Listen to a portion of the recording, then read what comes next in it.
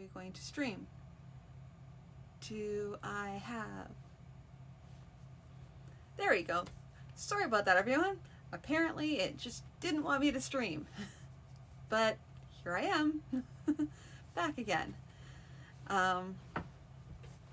So, as I was saying, but for the first time according to you, I am currently reading through, I'm just reading my dad's manuscripts. This is the second one I'm reading. The first one was Talisman of the Winds, and you can take a look at that in past broadcasts. I have those all up on my channel. And I just started reading the new manuscript last night, and that was chapter 1 of The Sword and the Rose. And tonight I'll be continuing on with chapter 2. So, without further ado, I'm just going to hop right into it. Chapter 2. Jadal Daconis was outside the door the next morning. He looked a little pale and distressed. It seemed clear to Gwalsor that the boy did not know what to expect from the Baron, and was afraid that he would not like it. "Good morning, page. Have you eaten yet?" My lord?" "Yes, my lord." "Good. Have you any notion what a page is expected to do?" A little, my lord." The worried expression increased. "Well, I won't promise that you'll like everything about it. In fact, if you are a normal boy, there will be things you'll hate. But I won't ask things of you that are beyond the usual duties of a page, and I won't make life unduly harsh for you. There are people who say, 'I was treated badly when I was a page, so I let my page suffer.' I'm not one of those. As for your duties, they are to do anything and everything that I require of you. Any man of full knightly rank may require service of you, and if you are not immediately engaged on work for me, or expecting shortly to be engaged on work for me, you will do it.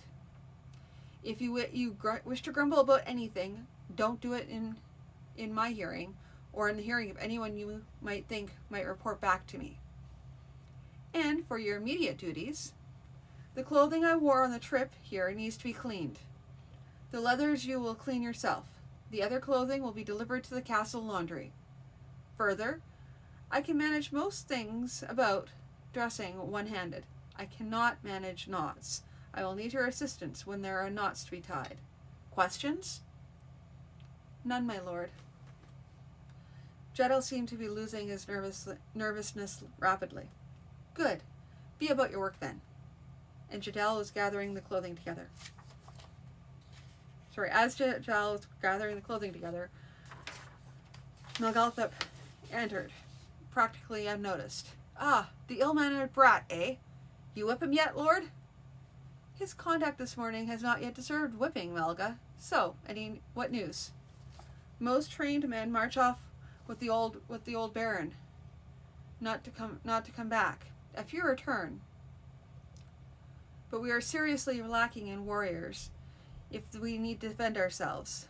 Castle arms stores are seriously depleted, but we can remedy that. Food is difficult. Some tenants are seriously slow in bringing tithes, and bailiffs will not work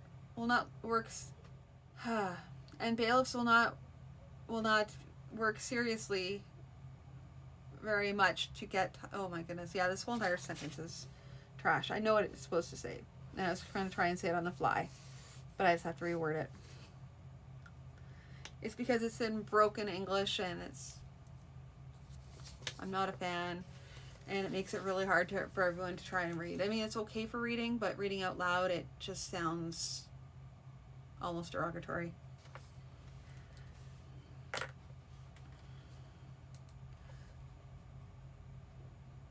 "Rumors say Baron Wardick over east wants to move in on our land, knowing he served the king in the rebellion, and knowing we are weak."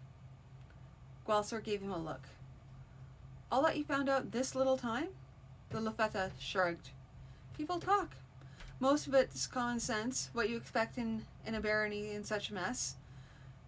Like, rumors say bandits are gathering in some swamp piece called Lustmore, and a rebellion last year drove prices of something seriously up.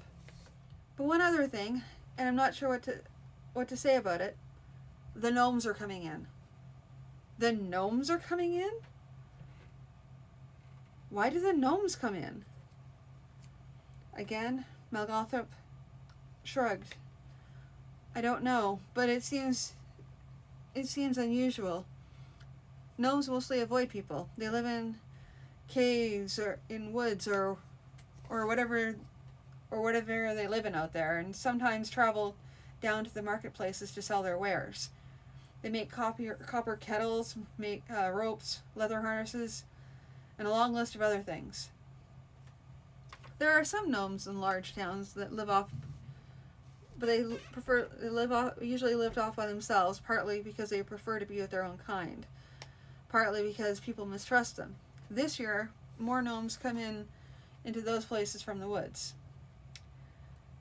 Some people say that it means there will be a hard winter. Some say it's an omen of troubled times. That's all I know. But there were gnomes in the woods back home, and we had no such tales. But gnomes in our part of country are fewer and even more shy. They seldom come into towns, even for trade. So perhaps I should go down to the gnomes and ask them why they've come in? Not so easy. They're mostly pretending not to understand your language. Others will give answers that mean little or nothing. Gwalsor shot him a look. You've already tried asking? I thought you did not have the time.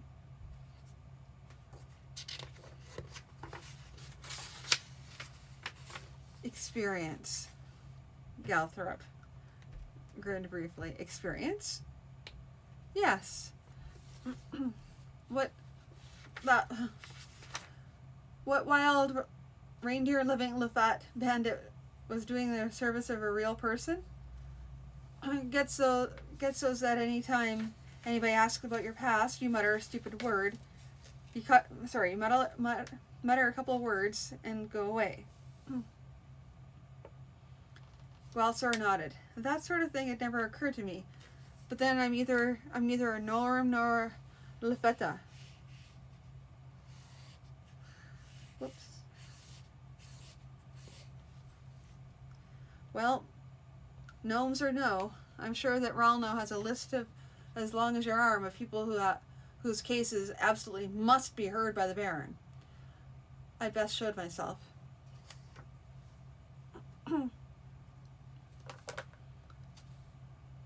The boy is seriously polite this morning, Lord. Maybe he thinks deeply on the trouble he might find. Gwalsor's brow furrowed. I wonder why those two were in the crowd yesterday.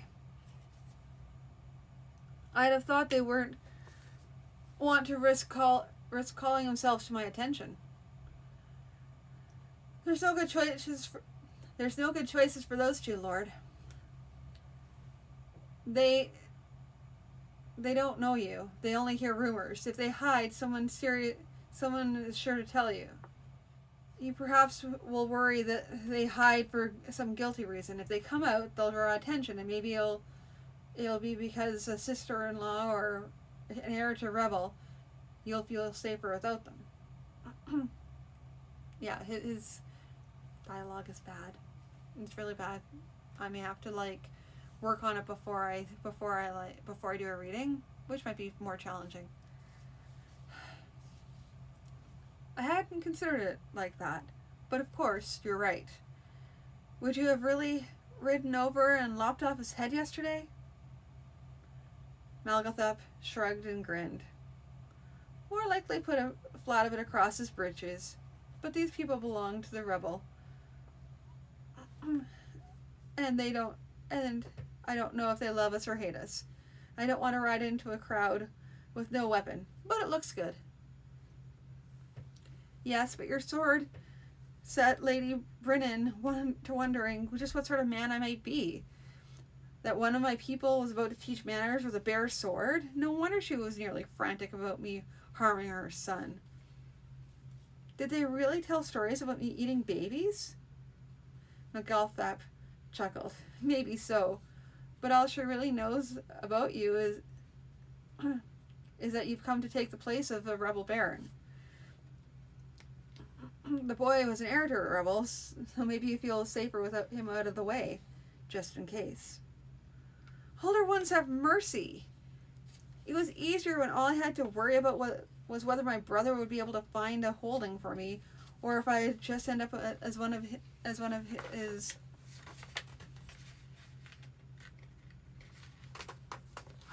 his knights. The audience hall of Grandel Castle was a large, high-vaulted place.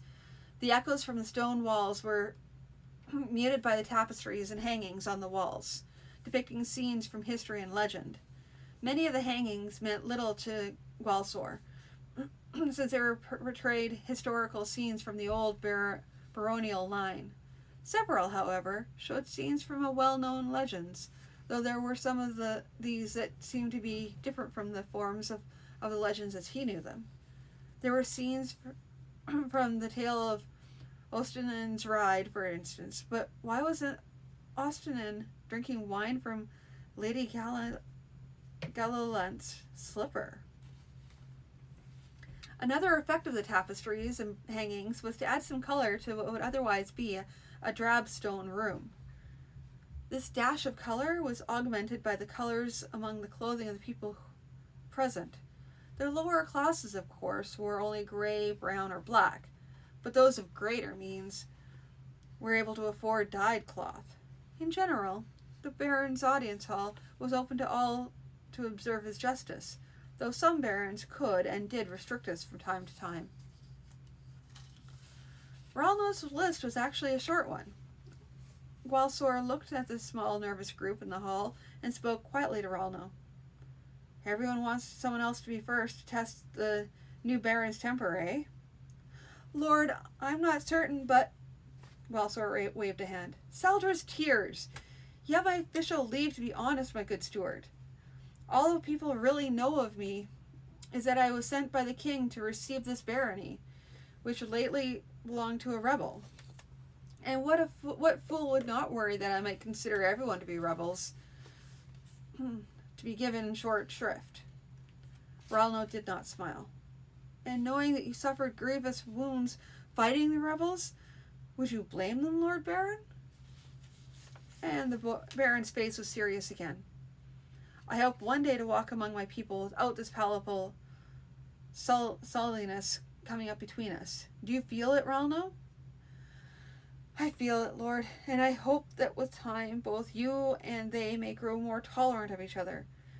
Shall I call the first case? Please do.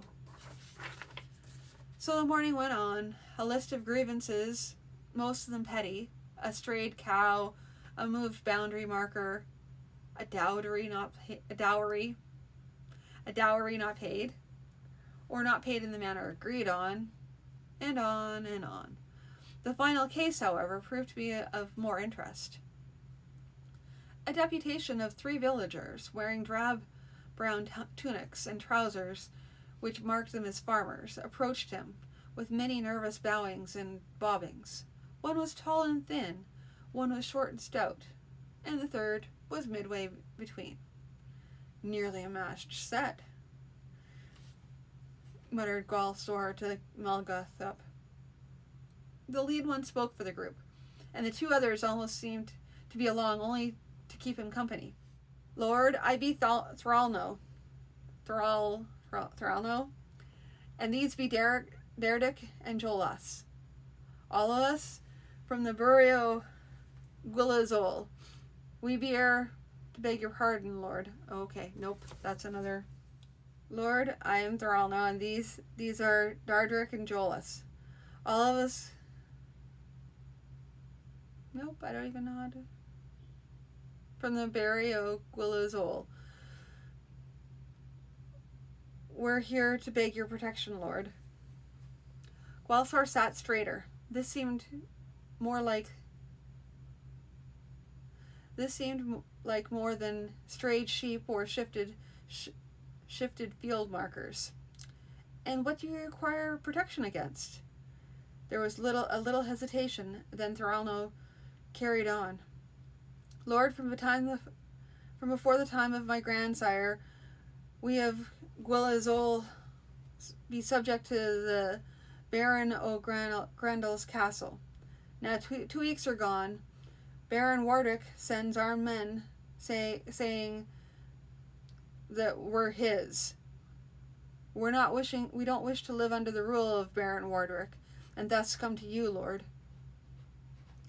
And by what right does he claim your village? Demanded Gwalsor. Even as he spoke, he realized it was not these people for whom he should be demanding answers, but Warwick himself. He wondered what sort of man Warwick must be, that these peasants would prefer some unknown quantity to him. And of course, they would not tell him. No peasant would take the risk of speaking ill of one baron to another. But Thoralno steadied himself in the face of the baron's anger. My lord, the Beck have changed your course. He's saying, being as how we're on the side of the Beck, we are his. Which Beck is this? Lord, the Fling Kettlebrook. Ever she went a part of the border between your lands and those of Baron Warwick. This year she's changed her course and flows now on our west. I see. Gwalsor considered for a few moments. This is not a decision to be taken hastily. I will take this advice and decide on how to deal with your petition. You may go. Gwalsor looked around the room. We're all here then? Good. I would first hear from the lawyers as to the legality of what Baron Warwick has done. Ralno shepherded forth a man in the flowing black garments of the lawyers, complete with the flat black three-cornered cap of the master. Lord, I'm de Rellant, master lawyer to the late Baron, and master lawyer at your pleasure. So tell me, de Rellant, is Warwick within his rights? De Rellant's angular face took a solemn look. Lord, the cases and precedents are uncertain. Such matters have been decided one way now, another. In most cases, immediate possession has been the deciding factor. You're saying that since Warwick is presently in possession of the land in question, it is his? I might not put it so simply, my Lord Baron. If the situation were reversed and you had armed folk on the land in question, it would likely be ruled as yours, whatever the course of the brook. And this involves appeals to the crown, does it not? Yes, Lord. And how long, if ever, will it take for such a case to be decided? My lord, the king's court is busy, and there are many important cases always pending. And you're going to be careful not to say anything that seems as though you're finding fault with His Majesty, are you not? De Rellant stood silent, his expression only mildly reproachful. My home, Gwalsor continued, was on the northern border, far from the center of the kingdom, but I still know how the court runs. And while I may have some favor with the king, if I run to him for every least little thing, that favor will soon wear thin. He tapped his fingers idly on the leather cap that covered the stump of his wrist. I suspect that you're telling me, though, you will not use open words, that if I desire this village and its inhabitants to belong to my barony, then I shall have to recover them by force of arms? Well, Lord, began the lawyer. Gwalsor raised his hand. I believe you have told us all that you can tell us. He turned to Forraith. Captain, what force can we take to Gwilla's Hole within, say, 3 days? Forraith answered immediately. Near enough 50, Lord. That's armed men, including about 20 footmen with pikes and 15 archers. Give us 5 days and we could have 100. And what force would you suspect Wardick has at the village? Hard to say, my lord. He's more men to send than we do, that's for certain. But he knows our situation, so he won't likely have sent anything near what he might have. But if we set the people to building up fortifications, then we might be hard put to deal with even 30. And it seems to me, if we give them time, they will set up fortifications. Gather the forces, Forraith. We leave in 3 days. Lord, Forraith protested, I be no marshal. I'm no more of a captain of the guard, and that's only because I was left in charge.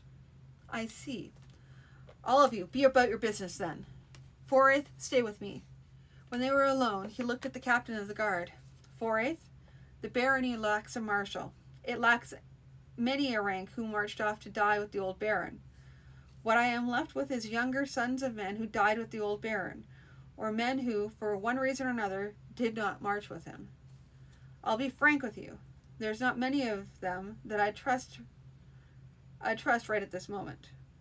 But yourself, you only have the position into which you've been promoted, and the pay that it grants you. There seems to me to be little likelihood of your seeking to take my place, so I'd have you serve as my marshal. Father's boots and breeches, lord. I ain't no dar. I'm only a son of a common man, recruited to the barony's service. And in all these years you've served and learned your business, I'll warrant there's none of these nobles who have the knowledge of the military affairs of the barony like you have. They'll never accept me, lord. Gwalsor's face went grim. We'll see about that. Gwalsor looked around the room at the gathered nobles. Not all were here, of course. Nobles were a proud lot. Not even a king's command could necessarily bring every noble to a council. The word would pass around, though, if only through official messages being sent to all knight holders and knights present in the castle. Gentlemen, I have it in my mind to appoint a new marshal for my forces. There was immediate silence in the gathering. This is an important position, and whoever filled it would be a man of influence. I have chosen Forraith Henold for this position. His commands in military matters are mine. Is there any among you who objects? There is a storm of protest. Gwalsor raised his hand. The noise abated, but only a little. Silence, he commanded. There were still rumblings of protest, but he pointed at one stout and florid man who had been very vocal. You have a reason why Forraith ought not to be promoted? Marquine Dar Helverand, my lord. Do you say this peasant with cow manure on his boots will be giving orders to me? Do you reject my right to give orders in this barony, Marquine del Helverand? No, not at all, lord, but then I am free to order my barony as I wish, and as I have said, Forraith's commands will be my commands.